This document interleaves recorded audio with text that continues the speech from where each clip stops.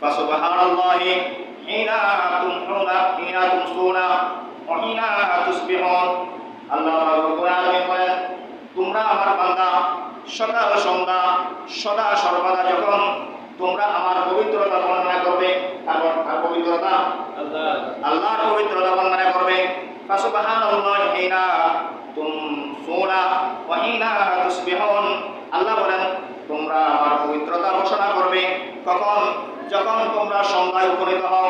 সন্ধ্যা উপনীত হও মানে তোমরা যখন বিকালবেলা হও, যখন তোমরা আসরের নামাজের সময় হয়, ওই সময়ের মধ্যে তোমরা আমার পবিত্রতা বর্ণনা করবে, ঘোষণা করবে। সুবহানাল্লাহ বলেন না?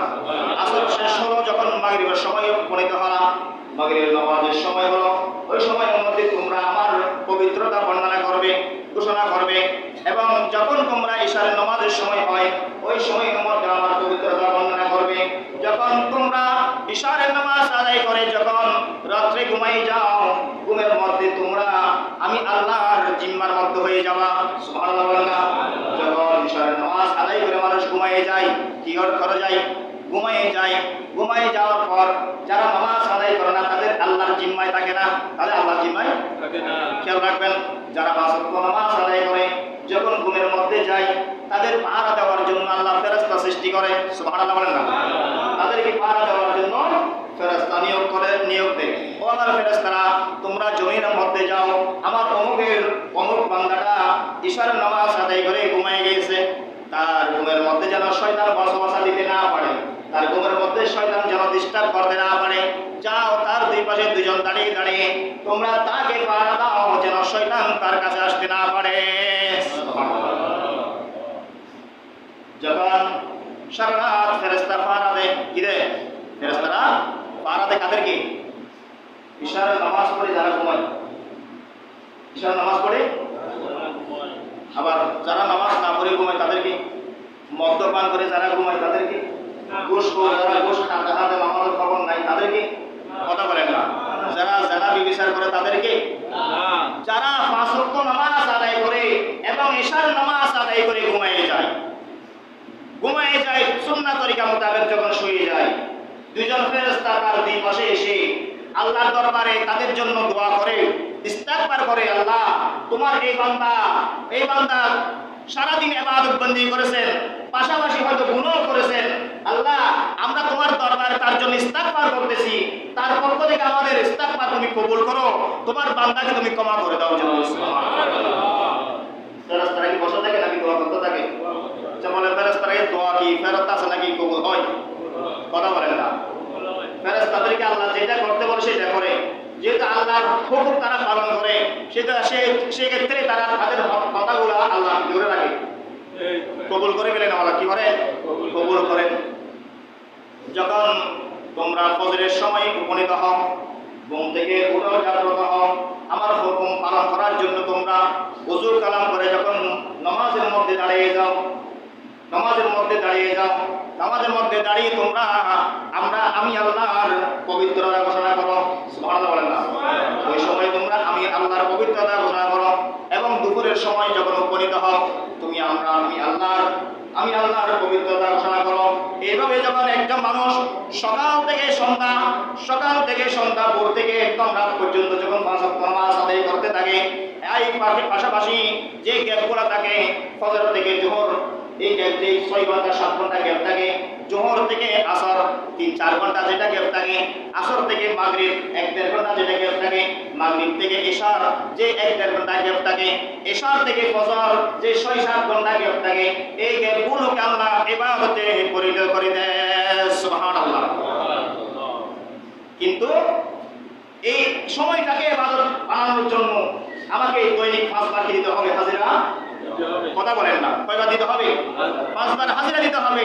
আপনি হাজিরা না দিলেন, নামাজ পড়লেন না, রুকু করলেন না, সিজদা করলেন না, রুকুকারীদের সাথে রুকু করলেন না, সিজদাকারীদের সাথে সিজদা করলেন না, আপনি 24টা ঘন্টাকে ইবাদত বানাইতে পারবেন? কথা বলেন না? আপনার 24টা ঘন্টা দেখে আপনি পারিবারিক কাজ করছেন, আপনি সামাজিক কাজ করছেন, রাষ্ট্রীয় কাজ করছেন, আপনি অন্যান্য মানব সেবা করছেন, এই সমস্ত সেবাকে, এই সমস্ত কাজকে, আপনার পরিবারের কাজকে আপনি ইবাদত যদি বানাইতে চান, তাহলে আপনাকে দৈনিক 5 ওয়াক্ত নামাজ আদায় করতে হবে। আল্লাহ তাআলা রব্বুল আলামিন আমাদের প্রত্যেককে বোঝার আমল করার তৌফিক দান আমিন বলুন। ওয়া লাহুল হামদু ফিস সামাওয়াতি ওয়াল আরদি, আসমান ও জমিনের মধ্যে তার প্রশংসা ঘোষিত হচ্ছে।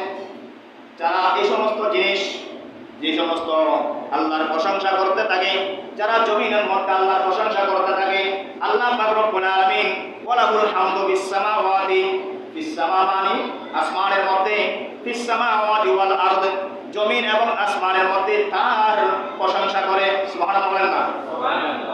যারা জমিনের মধ্যে আল্লাহর প্রশংসা করে, যারা জমিনের মধ্যে আল্লাহর পবিত্রতা ঘোষণা করে, আল্লাহ ফেরেশতাদের মাধ্যমে ওই বান্দার জমিন এবং আসমানের মধ্যে প্রশংসার জোয়ার বসাই দেয়।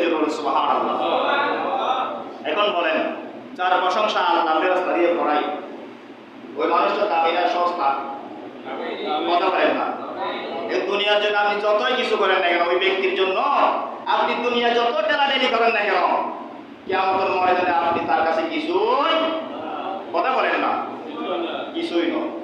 হয়তো সেই ব্যক্তি দুনিয়ার জমিনে অর্থ সম্পদের দিক দিয়ে গরিব হতে পারে, মাসাকিন হতে পারে, আপনার অর্থ সম্পদ কম থাকার কারণে জমিনের মধ্যে সেই মিসকিন হতে পারে, আপনি গরিব হতে পারে, দুর্বল হতে পারে, কিন্তু কিয়ামতের ময়দানে ওই আমল দ্বারা যে ব্যক্তি আল্লাহর প্রশংসা করেছেন, সদা সর্বদা নিঃশ্বাসে নিঃশ্বাসে সেকেন্ডে আল্লাহর প্রশংসা করেছেন, আল্লাহর পবিত্রতা ঘোষণা করেছেন, ওই ব্যক্তি কিয়ামতের ময়দানে দুর্বল থাকবে না, তার মতো সফল আমরা অর্জন হব। আল্লাহ রব্বুল আলামিন আমাদের প্রত্যেককে সদা সর্বদা আল্লাহর প্রশংসায় মশগুল থাকার তৌফিক আমিন বলি। আমিন। 5 ওয়াক্ত নামাজ আমাদেরকে অবশ্যই পড়তে হবে। অবশ্যই কি করতে হবে? এটা কি আমার হুকুম নাকি আল্লাহর হুকুম? কার হুকুম? আল্লাহর হুকুম। আল্লাহ রাসূল সাল্লাল্লাহু আলাইহি ওয়াসাল্লাম মিরাজ রাতের মধ্যে ঘুমাচ্ছেন। রাসূল সাল্লাল্লাহু আলাইহি ওয়াসাল্লাম মিরাজ রাতের মধ্যে কি করতেছেন? ইশারের পর ঘুমাচ্ছেন। ইশার নামাজ তো আমাদের জন্য এখনো আসেনি, আসবে, কিন্তু নবীর জন্য আগে থেকে ফরজ ছিল। সুবহানাল্লাহ বলেন। নবীর জন্য নামাজ আগে থেকে কি ছিলেন? ফরজ ছিলেন। রাসূল পাক সাল্লাল্লাহু আলাইহি ওয়াসাল্লাম ইশার নামাজ আদায় করে চাচাতো বোন মাহারির ঘরের মধ্যে ঘুমাচ্ছেন। এমন সময় আমার নবী সাল্লাল্লাহু আলাইহি ওয়াসাল্লাম বলতেছেন হাদিস শরীফের মধ্যে, ঘরের ছাদ খোলা হলো, জিবরাইল আলাইহিস সালাম দরজা দিয়ে প্রবেশ করে নাই, ছাদ দিয়ে। সুবহানাল্লাহ বলেন না? ছাদ খোলা হলো, সেখানে আসলে আমার নবী কি ঘুম থেকে জাগরণ করলেন। অনেক লম্বা ঘটনা। মসজিদ উম্মাহারের ঘর থেকে আনায়ে কাবা নিলেন, হাতিমে কাবার থেকে অনেক লম্বা পথ বাইতুল মুকাদ্দাস। এখানে সমস্ত নবীদের সাথে আমার নবী মুলাকাত করলেন। সমস্ত নবীদেরকে পিছনে রেখে আমার নবী 2 রাকাত নামাজ আদায় করে ইমামুল আম্বিয়া ওয়াল মুরসালিন হয়েছেন। সুবহানাল্লাহ বলেন। এখান থেকে আসমানের ভ্রমণ শুরু করলেন। উদ্ধ জগতের মধ্যে আমার নবী ফেরেশতাদের সাথে উঠতেছেন। সূরাতে মালায়েকা দিয়ে আমার নবী সাল্লাল্লাহু আলাইহি ওয়াসাল্লাম প্রথম আসমান, দ্বিতীয় আসমান, এভাবে সপ্তম আসমান পর্যন্ত আমার নবী কি করেছেন? ভ্রমণ করেছেন। সুবহানাল্লাহ। ভ্রমণ করার পর জিবরাইল আলাইহিস সালাম সপ্তম আসমান গিয়ে যাওয়ার পর, মসজিদে মামুরে যাওয়ার পর জিবরাইল আলাইহিস সালামের আমি আর যাওয়ার সুযোগ নাই। ইয়ার তো আমি কিভাবে যাব? বা এটা যেভাবে যাবেন এটা আপনার সূরতে হাক্কি, আপনার মূল সূরত দ্বারা আপনাকে আল্লাহ নিয়ে যাবে। সুবহানাল্লাহ। আমার নবীর 3টা সূরত, কয়টা সূরত? একটা সূরতে বাশারি, যেটা দিয়ে জমিনের মধ্যে মানুষের সাথে থাকতেন, চলাফেরা করতেন, সংসার করতেন, এটা হলো সূরতে বাশারি। আরেকটা সূরত হলো যখন আমার নবী মসজিদে আকসা থেকে সপ্তম আসমান পর্যন্ত গেছেন ফেরেশতাদের মাধ্যমে, এটা হলো সূরতে মালায়েকা। ফেরেশতাদের সূরতের যেখানে ফেরেশতাদের ক্ষমতা শেষ হয়ে যায়, পাওয়ার শেষ হয়ে গেছে, আমার নবীর সূরতে হাক্কি, আমার নবীর মূল সূরত দ্বারা আল্লাহ পাক রব্বুল আলামিন আমাকে আমার নবীর দিদার দিয়েছেন। সুবহানাল্লাহ। যাওয়ার পর ওখানে গিয়ে আমার নবী সালাম দিলেন। আমার নবীকে আল্লাহ সালাম দিচ্ছে, আসসালামু আলাইকা আইয়ুহান নবী। এরা আমার নবী আল্লাহর প্রশংসা করছেন, আত্তাহিয়াতু লিল্লাহি ওয়াস সালাওয়াতু ওয়াত তাইয়্যিবাত। সুবহানাল্লাহ। আমরা নামাজের মধ্যে পড়ি কিনা? নামাজের মধ্যে পড়ি কিনা? এটা পড়া কি? এটা পড়া ওয়াজিব। পড়া কি? কথা বলেন। নামাজের 14 ওয়াজিবের মধ্যে এক ওয়াজিব হলো তাশাহুদ পড়া। কি পড়া? তাশাহুদ পাঠ করা। আমার নবী আল্লাহর প্রশংসা করছে আল্লাহর সামনে বসে, আত-তাহিয়াতু লিল্লাহি ওয়াস সালাওয়াতু ওয়াত তাইয়্যিবাত। আমার নবীকে আল্লাহ বলেন আসসালামু আলাইকা আইয়ুহান নাবিয়্যু সুবহানাল্লাহ। আসসালামু আলাইকা আইয়ুহান নাবিয়্যু। আমরা নামাজে পড়ি কিনা? আসসালামু আলাইকা। এটা গ্রামার যেখানে ব্যবহার হয়, যে নবীর সামনে আছে ওই নবীকে সালাম। সুবহানাল্লাহ। যিনি সামনে আছে ওনাকে কি বলা হয়? সালাম দেওয়া হয়। আমরাও নবীকে সামনে রেখে সালাম দিই, আসসালামু আলাইকা। আসসালামু আলাইকি কি বলছে? আসসালামু আলাইকুম কি বলে? কথা বলেন না। আমার নবীকে সালাম দেওয়ার সময় কেউ আসসালামু আলাইকুম বলে? আসসালামু আলাইকুম সমস্ত উম্মতের জন্য, নবীর জন্য হলো আসসালামু আলাইকা। সুবহানাল্লাহ বলেন না। আমাকে আসসালামু আলাইকা বলতে হবে না। আপনারা যদি আমাকে বলেন আসসালামু আলাইকা হুজুর, এটা সালাম হবে না। আসসালামু আলাইকা আইয়ুহান নাবিয়্যু, এটা একটা মাত্র একজন ব্যক্তির জন্য খাস, এটা নবী মুহাম্মদুর রাসূলুল্লাহ সাল্লাল্লাহু আলাইহি ওয়াসাল্লামের জন্য খাস। সুবহানাল্লাহ বলেন না। আমার নবীকে সালাম দিচ্ছে, আসসালামু আলাইকা আইয়ুহান নাবিয়্যু ওয়া রাহমাতুল্লাহি ওয়া বারাকাতুহু। এখানে আমার নবীকে সালাম দেওয়ার পর আমার নবী আল্লাহ সালাম দিলেন। আল্লাহ সালাম দেওয়ার পর ওয়া আলাইকুমুস সালাম বলে বলছেন না? বললে পরের শব্দ ওয়া আলাইকুমুস সালাম আসতো না? আসতো কি না বলেন না? পরের শব্দ কি আসতেন? ওয়া আলাইকুমুস সালাম আসতেন। এখান থেকে বোঝা যায় আল্লাহকে সালাম দেওয়া যায় না বিদায় আমার নবীকে সালাম না দিয়ে আল্লাহর প্রশংসা করেছেন। সুবহানাল্লাহ বলেন না। আমার নবী আল্লাহর সাথে দিদার পাওয়ার পর সালাম না দিয়ে আমার নবী আল্লাহর প্রশংসা করেছেন এবং আল্লাহ আমার নবীকে সালাম দিয়ে শান্তি বর্ষণ করেছেন। সুবহানাল্লাহ বলেন না। রহমত বর্ষণ করেছেন। আমার নবী আবার দ্বিতীয় বাক্য ওয়া আলাইকুমুস সালাম বলেন, কারণ দ্বিতীয় বাক্যের অর্থ হলো আপনার উপর শান্তি বর্ষিত হোক, আল্লাহর উপর শান্তি বর্ষিত হোক। এটা তো বলা যায় না। আমার আল্লাহ তো ইয়া সালাম, ঠিক কিনা বলেন না? আল্লাহ তো ইয়া সালাম, আল্লাহ তো শান্তিদাতা, ঠিক কিনা বলেন না? আল্লাহ তো নিজে শান্তি দানকারী, আল্লাহর উপর শান্তি দেবে কে? সেই জন্য আমার নবী আমার আল্লাহর সামনে বসে বলে আসসালামু আলাইনা ওয়া আলা ইবাদিল্লাহিস সালিহিন। ও আল্লাহ, আমি আপনার সামনে বসে আমি জমিনের মধ্যে গরিত উম্মত রেখে আসছি, আমি আপনার সামনে বসে আমার উম্মতদেরকে সালাম দিচ্ছি। জোরে বলে সুবহানাল্লাহ। আমার নবী লাম কামে গিয়ে উম্মতকে বলে কথা বলেন না, উম্মতকে বলে নাই। জাকারিয়া আলাইহিস সালাম জান্নাতে ঢুকছে, বাইর হয় উম্মতের কথা বলেন না, বলে গেছে। জান্নাত থেকে কি বলেছেন? উম্মতের কথা বলে গেছে। আমার নবী মিরাজ রাতের মধ্যে জান্নাত জাহান্নাম সবকিছু নিয়ামত সবকিছু দেখার পর উম্মতের কথা বলে, যেখানে আল্লাহর সাথে সাক্ষাৎ হয়ে গেছে উম্মতের কথা বলে নাই। এই নবীর উম্মত হতে পেরে আমরা সৌভাগ্য নাকি দুর্ভাগ্য বলেন না? নারে তাকবীর, নারে রিসালাত, নারে রিসালাত। আল্লাহ পাক রব্বুল আলামিন প্রত্যেককে নবীর উম্মত হওয়ার তৌফিক দান করেন। নবীর আশিক হওয়ার তৌফিক দান করেন। আমার নবী মেরাজ রাত্রে আসলেন। নামাজের কথা বলতে গিয়ে একটু মেরাজের কথা বললাম।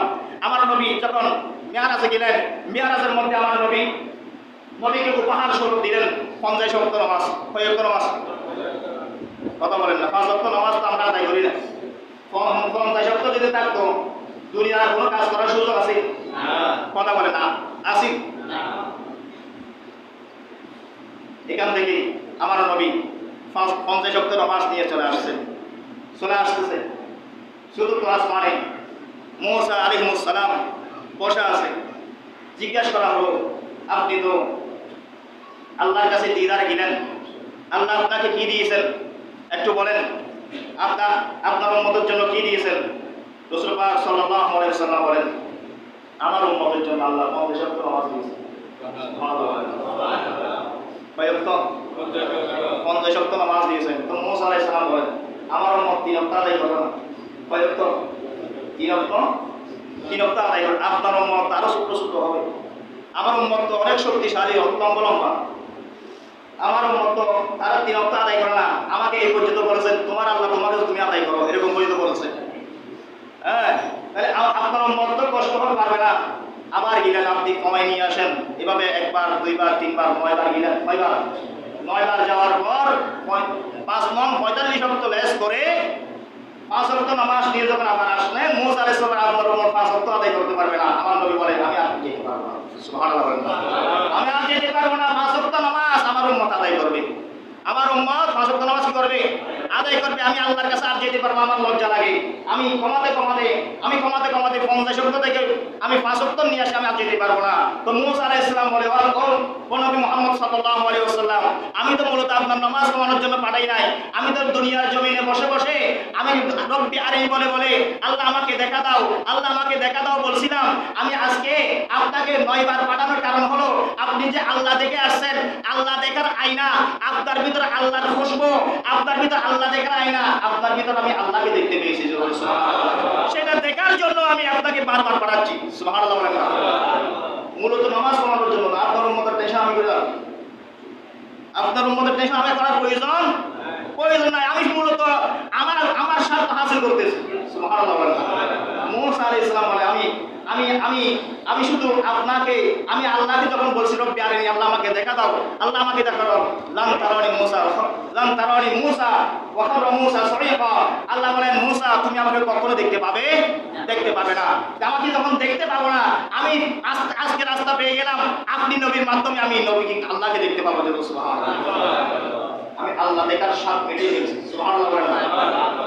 তাহলে আমার নবীকে যদি আপনি ধরতে পারেন, আমার নবীকে আপনি নেওয়ার মতো যদি নিতে পারেন, আল্লাহ দেখার ব্যবস্থা হয়ে যাবে। আমার নবী জমিনে আসলেন, আসার পর আমার নবী বলতেছেন আমার জন্য 50 ওয়াক্ত নামাজ দিয়েছেন। 50 ওয়াক্ত নামাজকে আমি কমাতে 5 ওয়াক্ত নিয়ে আসছি। উম্মত শুনো, আমার উম্মত যখন 5 ওয়াক্ত নামাজ আদায় করবে, মান জাআ বিল হাসানাতি ফালাহু আশরু আমসালিহা ওয়া মান জাআ বিস সাইয়্যাতি ফালা ইউজা ইল্লা মিসলাহা। আমার নবী বলতেছেন কোরআনে কারীম আয়াত থেকে, আমার নবী বলতেছেন আমার উম্মত যখন 5 ওয়াক্ত নামাজ আদায় করবে, উম্মতের আমলনামার মধ্যে 50 ওয়াক্ত নামাজের সওয়াব দিয়ে দিবে। সুবহানাল্লাহ। অন্যান্য নবীরা 1 ওয়াক্ত আদায় করলে, 1 রাকাত আদায় করলে 1 রাকাতের সওয়াব পেয়েছেন। আমার উম্মত 1 রাকাত আদায় করলে 10 রাকাতের সওয়াব পাবে। সুবহানাল্লাহ। আমার উম্মত 1 ওয়াক্ত আদায় করলে 10 ওয়াক্ত সওয়াব পাবে, 5 ওয়াক্ত আদায় করলে 50 ওয়াক্তের সওয়াব পাবে। তাহলে আমি নবী ইহসান করেছি উম্মতের জন্য। সুবহানাল্লাহ। আমি নবীকে ভালোবেসে আল্লাহ ইহসান করে দিয়েছেন।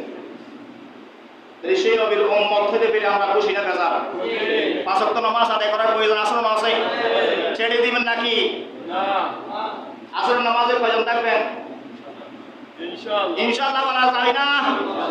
5 ওয়াক্ত নামাজ আদায় করা যাবে কিনা? ইনশাআল্লাহ। আল্লাহ তুমি কবুল করো তাদেরকে। আমিন। ওয়া আখিরু দাওয়ানা আলহামদুলিল্লাহি রাব্বিল আলামিন। যারা সুন্নাত পড়েন সারা সুন্নাত আদায় করেন।